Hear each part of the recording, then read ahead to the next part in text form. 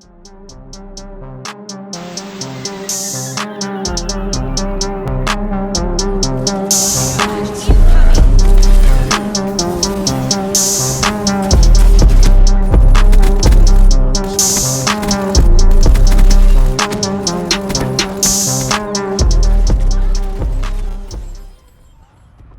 is going on YouTube? It's your boy Glow, back another video, and today we're going to be taking a look at my pick for the top 5 weapons in Call of Duty Black Ops Cold War.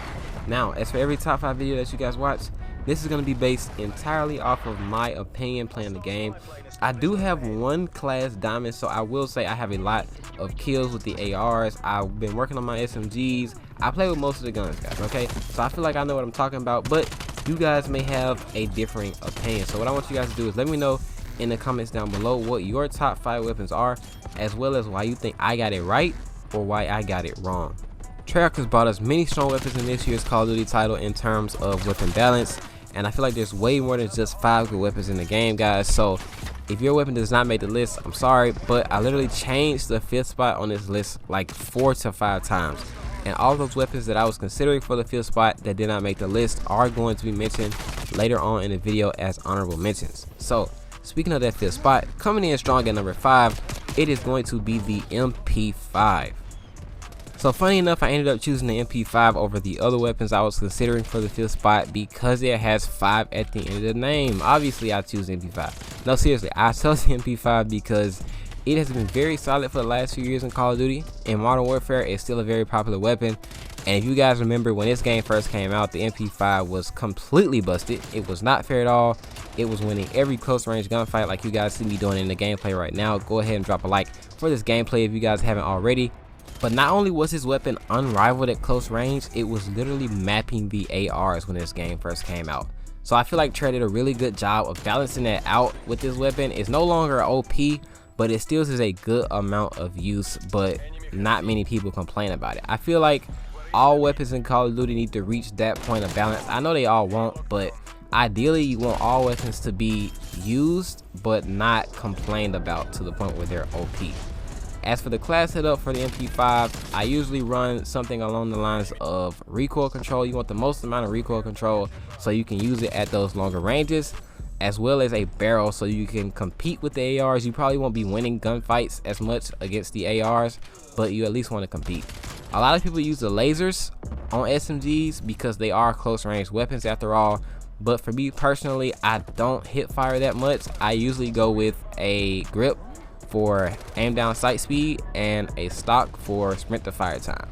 If you guys enjoy using the MP5, be sure to sub to the channel because I have a very special MP5 video coming out after this one.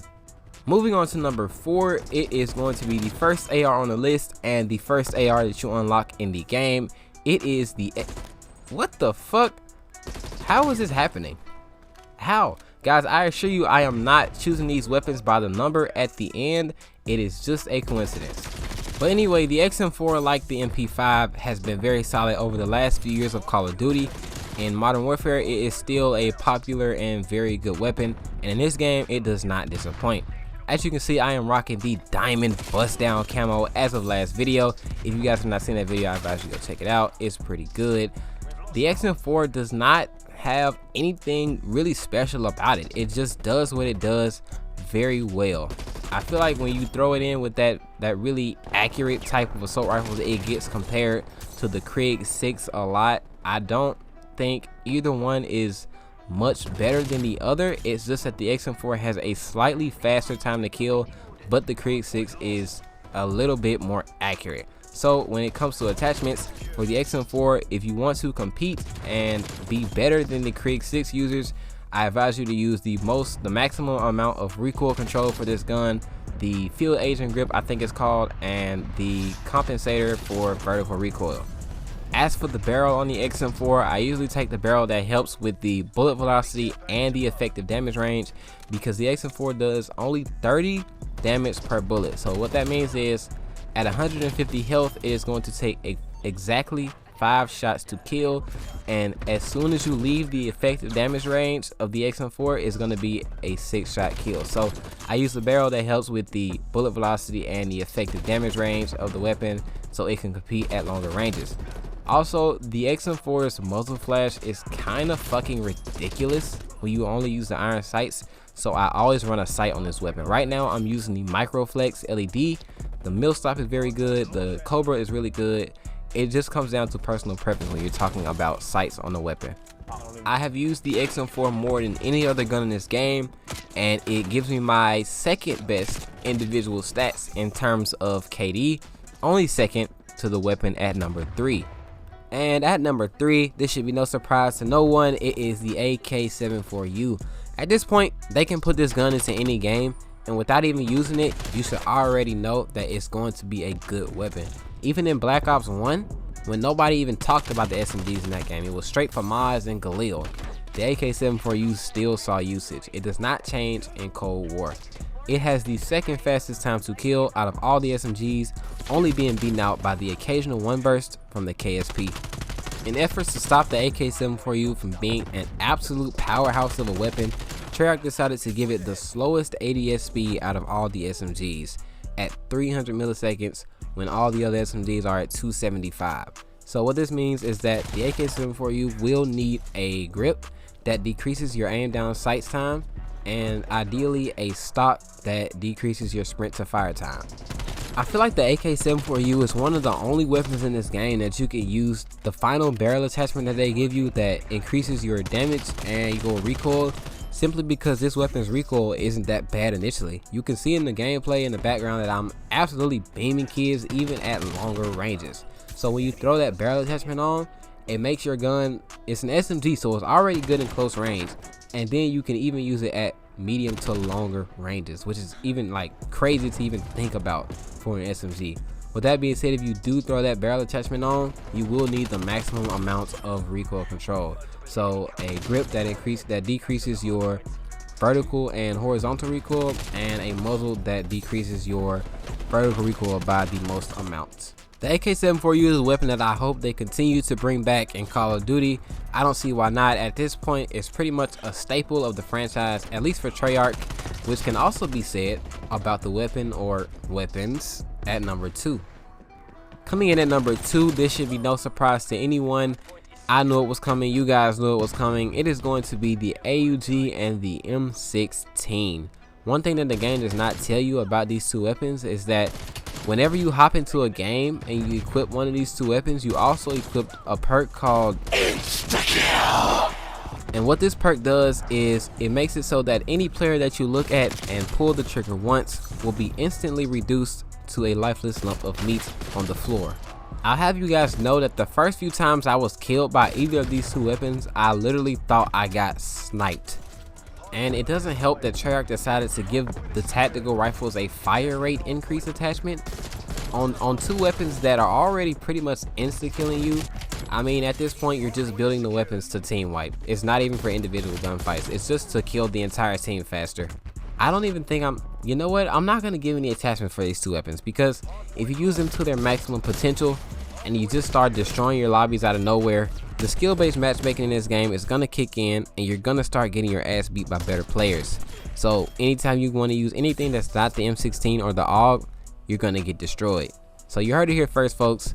M16 and the AUG, number 2 on the list, but do not use them for your own sake, of course. Before we get to the number 1 pick, guys, I want to go over some of the weapons that I thought could have been on this list in the 5th spot, but I eventually decided to go against it. And first, surprisingly enough, is gonna be the 1911. I feel like the secondaries in Cold War are very strong in general. We got shotguns back in the secondary category. We've got the 1911. The Diamatti is really good, but I feel like the 1911 really spearheads the category of the strong secondaries.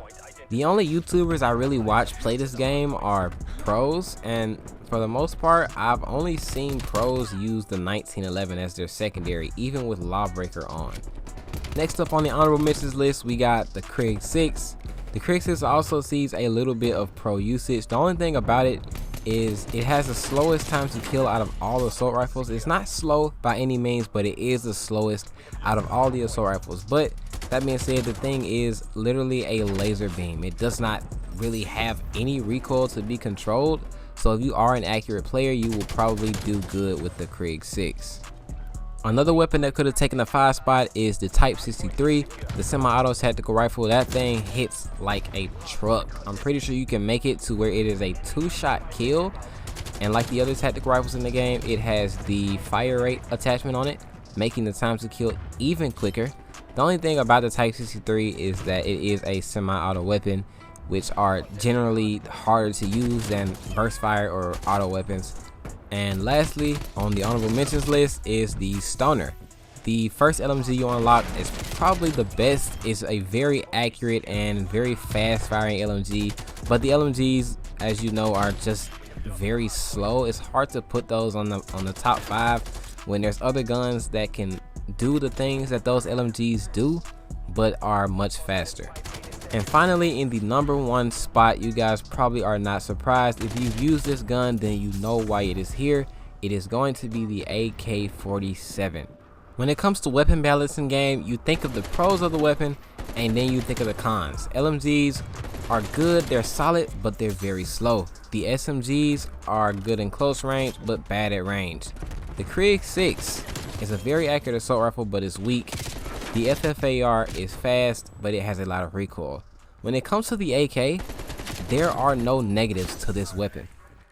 The AK-47 has the fastest time to kill out of all the ARs, and with the right attachments, this gun is literally a laser beam. It kind of takes me back to the BO2 AN-94 days, if you guys know what I'm talking about. As for attachments, I don't think the AK-47 has bad iron sights by any means. You can most certainly use the iron sights and be okay with it, but I personally like to throw the Microflex on my AK, as well as a barrel that increases the effective damage range and bullet velocity of the weapon, and the AK-47 will pretty much do the rest for you. You can use some recoil control attachments, but the AK-47 doesn't have that much recoil to begin with. I'm glad that Treyarch finally gave the AK-47 some time to shine. It always seems to be like a mid-tier weapon whenever it's in game. Not too strong, not too weak, but this year's AK is most certainly a strong one. And that is going to be my top 5 weapons in Black Ops Cold War. Be sure to like and subscribe if you haven't already for more content on Cold War, as well as comment your top 5 down below. That's going to do it for me, guys. I'll see you in the next one.